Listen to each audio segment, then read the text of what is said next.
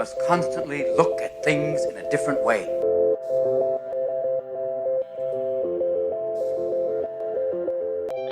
The Healthcare Education Transformation Podcast was created by two physical therapists out of the desire to learn more about the different educational roles in physical therapy and healthcare, and how healthcare education works by talking with educational leaders and people with different perspectives within physical therapy and across interdisciplinary lines on how education can be improved to disrupt the status quo of healthcare education. This is our journey, and thanks for listening. Are you a third-year physical therapy student that excels on tests when you have study guides, checklists, and deadlines? With all of the information available about how to prepare for the NPTE, it's easy to get disorganized and not feel prepared going into the big day. NPTE Prep Success is an online course that provides PT students easy-to-use study guides and step-by-step guidance through the NPTE preparation. To learn more, visit kylericeprep.com. Thank you again all for your continued support, and now for the show. Hey everybody, and thanks for listening to another episode of the Healthcare Education Transformation Podcast. This is Brandon speaking, and before we get to today's episode, I wanted to take a moment to share the behind the scenes regarding our coverage of the PT Residency Fellowship issue. At the HET Podcast, we are committed to providing you with diverse perspectives on topics and issues that you care about. We want to inform you about the logistics we encountered when we recorded these series of interviews. You may have noticed that we have had a lack of episodes discussing ABTRE's perspective on the change in regulations in fellowships and residencies. Most of our interviews have covered the program's perspective on this issue. I'm going to tell you why. First, we highly recommend that you read all of the available information on both perspectives and consider this issue from all angles. Now, we have provided some resources in our show notes for consideration, so please check those out as well. As for logistics, APTA policy requires all media, including our podcast, to coordinate interviews with board members or representatives of ABTRE through the APTA public relations team.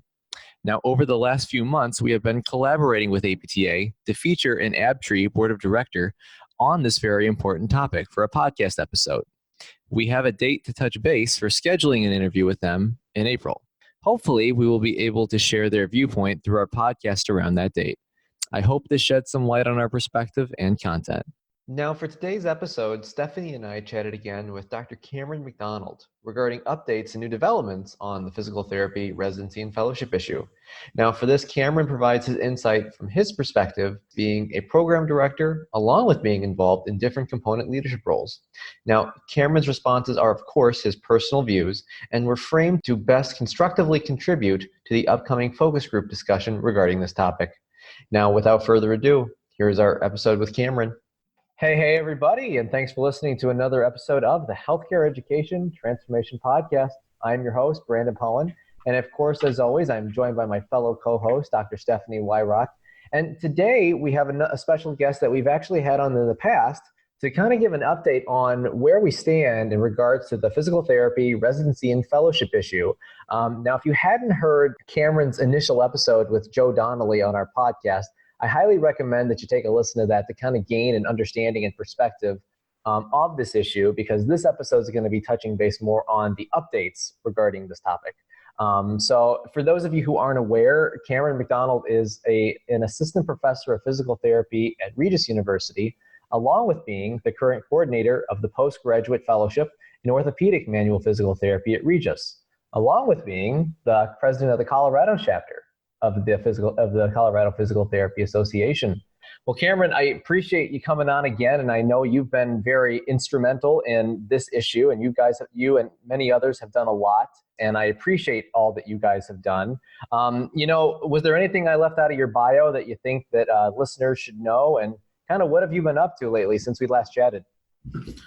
Well, I think the one thing that's germane to the topic at hand is that for approximately the last 5 years, I've been the president and the program director of Special Interest Group of AONT, and helped to first establish the program directors directly to give a voice to the programs in as substantive and purposeful approach as we can with regards to accreditation, certification type issues, and to try and keep us moving ahead in as uniform, not as unified as we can be, but purposefully unified, not just together for the sake of that, but to allow as many independent voices to be heard, but to not have 32 voices. And so it's been an interesting 5 years. I think it's 5 years. But that probably it sort of explains more why I've been heavily involved in this particular discussion. The other aspect is when I came into the role with the program directors, I was also the chief delegate of the Colorado chapter to the APTA House of Delegates. And so bringing motions to the House with regards to looking at the role of ABTRI and the accreditation aspects for programs was central to this. To get as much information as we could forward purposefully again, not knowing exactly where we'd end up. So we are where we are right now. And so I will look forward to your questions to help frame potentially where we're going. Yeah, no, absolutely. And, let's back up a little bit, Cameron, because I know we're recording this in April, but at around the time that we had released the last episode with you and Joe was in the January timeframe. And of course, with that, the episode was released prior to Combined Sections Meeting, or CSM. So let's dive into that first. How did discussions go on the residency and fellowship issue go at CSM 2019? Really, the primary intent, just to speak from my perspective, somewhat individually as a program director, but also my role as the president and the program director of SIG, CSM was very purposeful. We are now at a point where all key players are highly engaged in the topics at hand.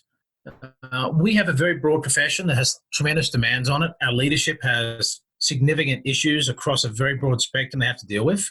And so though for us at the residency and fellowship programs, we could put this up on our pedestal and say this is the primary biggest issue that we have, it's maybe one of 20 issues in front of the profession that our national board has to deal with at the APTA level. So CSM was about the opportunity to have face-to-face meaningful dialogue with interested and very receptive board members who wanted to find out the perspectives we held to become as informed as they could, at the same time as APTA staff and the new chair of ABTRI, Dr. Wilcox and others were looking to start seeking another mechanism to get input into the issues that were being brought forth. So the time was made available by key people to have those discussions on the APTA board, and that is very much appreciated. And it sort of gave some validation for us who felt that we appreciate the intent of leadership is in the best purposes with regards to our profession, our educational standards, and how we sit in the broader scheme of healthcare. But sometimes you don't get the outcome that you intend.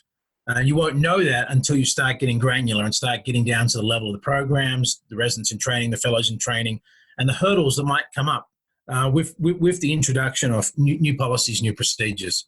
So CSM allowed for dialogue that was now occurring after the voices had been heard. Yes, the Academy of Orthopedic PT have their own discussions ongoing. AOMT has their own discussions ongoing. But speaking from a program perspective, we've been heard, and we now have the opportunity to engage ideally in Alexandria in some more purposeful dialogue. It's just a step at a time, because I don't feel like anyone has all the answers, but we're starting to see the problems. And meaningful dialogue allows for us to identify solutions that maybe have not even been put forward yet. That can only really occur through engaged conversation that allows stakeholders to present ideas, present potential solutions, and for us to listen. And that's been one of the big concerns the last 5 years. Please listen to those who are the experts in the delivery of residency and fellowship education, those who've done it in hybrid models, those who've done it for over a decade, because we don't like to go around saying we're experts in this, but by default, we are those with the most experience within the actual doing. And so a healthy accreditation process is informed by the institutions they work with, by those who deliver the educational product, and it's a dynamic conversation that allows the endpoint to be more purposeful than simply trying to predict it on the front end. Yeah, I think that, having all those stakeholders together conversing is something that was much needed. And I know in my conversations with people at CSM, that was something that had come up quite a bit. I know that AbTree temporarily suspended the site visit requirement until the focus group met. Have there been any other developments on this topic since we last chatted? I'd say the primary development is that there will be what looks like a focus to that particular topic, 13.4 in the new policies and procedures and the quality standards. And that is the starting point, ideally, for engaged conversation that's solution-based. It was very strongly put forth by multiple programs that if the site visit policy was not redacted, you could say, or reversed, that there would be independent actions taken by programs to no longer seek accreditation. What has occurred is that the message was heard, but it would be very difficult to convene an open table on every topic that people have a vested issue or concern with. So the start point, and a controlled starting point, with a proposed mediator to be present, is on the Rule 13.4 and that site visit rule that has been at this time suspended, and an updated standards were put out, I believe, in February, that note that rule, which was seen primarily as for many programs, a game breaker because of logistic and financial realities associated with it, that programs could not go forward in the models that they were. So and then what has further happened to that is, under the guidance of Bill Bossonol and with APTA staff and with AbTree, have reached out seeking specific input on concerns and possible solutions regarding to this site visit policy in a survey base to those who. So that we appreciate that. I appreciate it. I can't speak for others, but I sense there's an appreciation of at least that reach out for information. I look at this as the start of legislative sausage making, you could say. I spend a lot of time in getting state legislation, and we have a final passage of a bill going to the governor in Colorado today. And it tends to be the case, if we're all a little bit unhappy at the end, maybe we'll have reached a workable solution. So I'm hopeful for that, but I'm not going to predict the outcome. Yeah, no, fair enough. And Cameron, correct me if I'm wrong, but I had heard from CSM that there were some programs, particularly one in particular, that was potentially having to close its doors in the near future. Is that correct? Yeah, Damon College unfortunately had to close down. And this was a process over a few years, and it's difficult because with the changes in some of the other policies, which with regards to admissions or other standards, there's been a shift in the market with regards to applicants to programs. And so many programs are feeling that pinch right now. And Damon was one, by the reporting given to us in the meetings, that was unable to be sustained within the setting that was in and had to voluntarily teach out. They completed a teach out, as I understand it, for all the fellows in training. So they held to that, which is terrific, but they're unable to go forward any further as a viable program. And that's very sad because as we understand it, some of the mission of AbTree is to the growth and the future development and increasing residency and fellowship education. We understand there'll be some natural attrition that's going to occur regardless, so it's not causative, but there's maybe a correlation in there. And so we wanted that's part of the ongoing dialogue. Have we got a little bit out too far in front of ourselves with regards to trying to develop enough rigor and structure to the process to meet the requirements of external groups, but unfortunately suffering some internal harms? So that's a concern. Right. And Cameron, you kind of summarized already a little bit about the focus group and what this one's going to involve.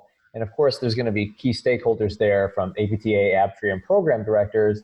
But I'm curious, are the program directors going to be present? Are they mostly going to be comprised of OMPT programs, or are there going to be other fellowship programs or residency programs representatives that will be there as well? I don't know specifically, Brandon, Stephanie. I don't really know. If I did the math, based upon how many program directors I'm aware of attending from the OMPT, it does not fill the table that'll be present. So I'm presuming yes. It would seem prudent that there would be. I know, like the residency and fellowship SIG that AbTree formed for input does include a broad spectrum of programs present at the table for those discussions. At times it's a little hard to track how many different special interest groups and committees there are. But I would expect to see representatives from outside of OMPT at that table, because we are a large part of fellowships, over 50% of fellowships, maybe 60%, but we only represent perhaps 33 roughly out of maybe nearly 300 combined residencies and fellowships, so just over 10% there. So yes, that would be my understanding, but I have not seen a specific list. I just appreciate the invitation that I do have. Well, Cameron, I just wanted to kind of add one thing, because you had mentioned, of course, that kind of the earliest and kind of the first starting point in this discussion is, of course, the site visits. And of course, knowing that that's going to be taking place on the 29th of April, if I'm not mistaken, and you can feel free to correct me if I'm wrong on that. But is it known now when there are going to be further discussions on some of the other issues that have been kind of brought up already? Because I know you said those first issues were kind of the biggest priority right now. It is not known. Ideally, this discussion will enable further talks, that it will become evident that those present, and even those not, have a vested interest, not purely at their own programmatic level, but at the broader post-professional graduate education for physical therapists, that we're looking to try and model a way forward that is very purposeful. Now, we tried to message that when the external audit process was ongoing for ABTRI. Maybe we weren't fully heard, or maybe our messaging wasn't what was needed. But I feel like if we can establish an understanding that our intent is not defensive, our intent is purposeful towards the viability of our programs, all programs that meet standards already set, that'll allow for the next series of questions to be asked. That it won't be combative, and it will be a way to bring to that table questions about admissions, questions about two-tiered type programmatic structures. And so what this process does, no matter how awkward it might be or difficult, it does create rapid learning.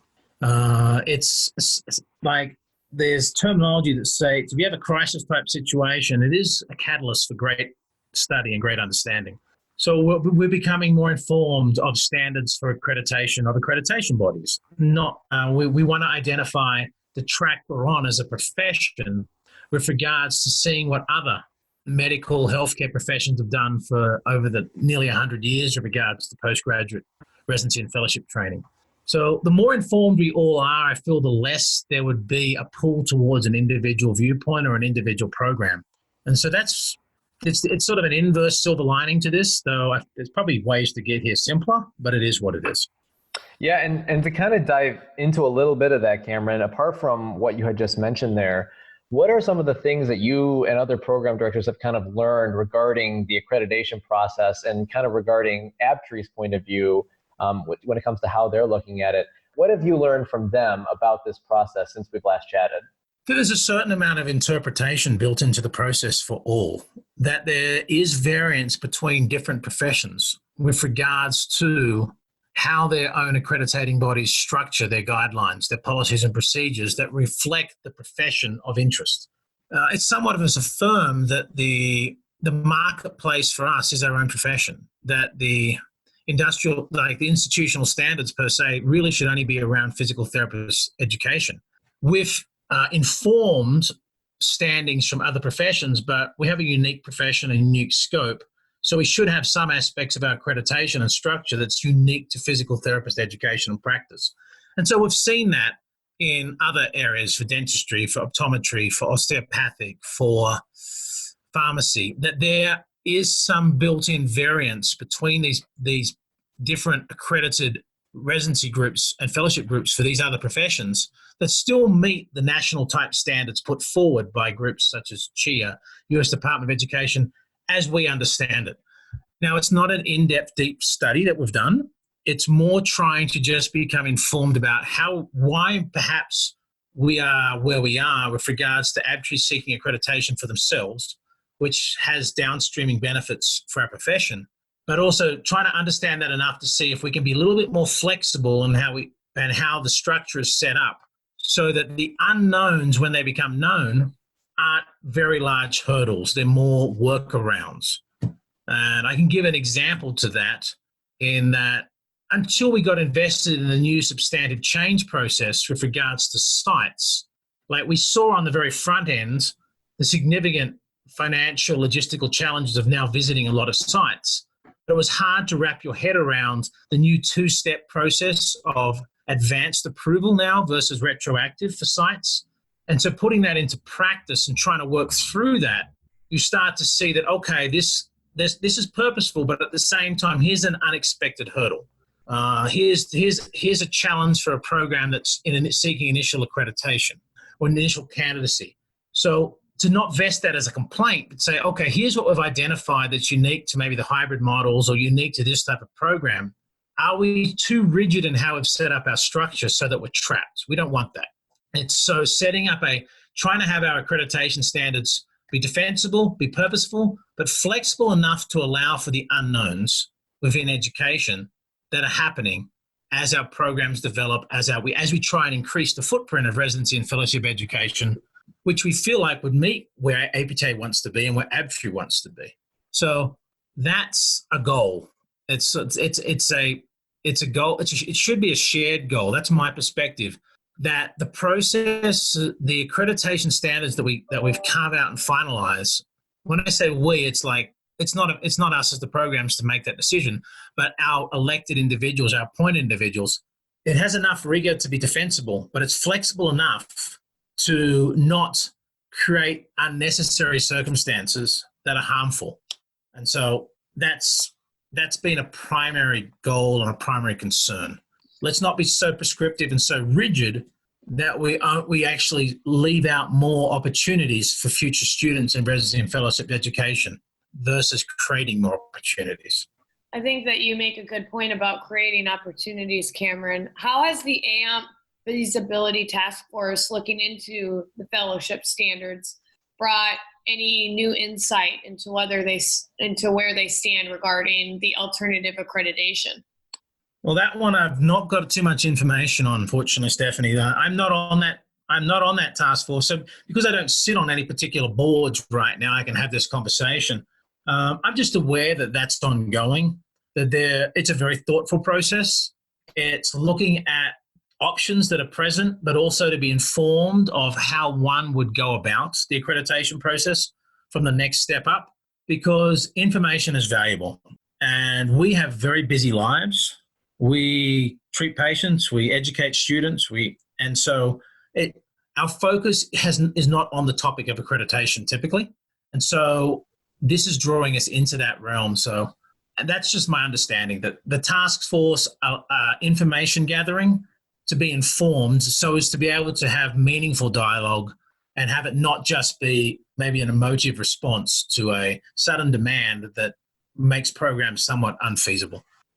Yeah, and Cameron, I want to kind of go back a little bit in regarding to the focus group here. So I know this is kind of a loaded question and it's kind of a hypothetical question here, but how do you hypothesize that focus group will carry out? Like, what do you see the outcome of that focus group actually being?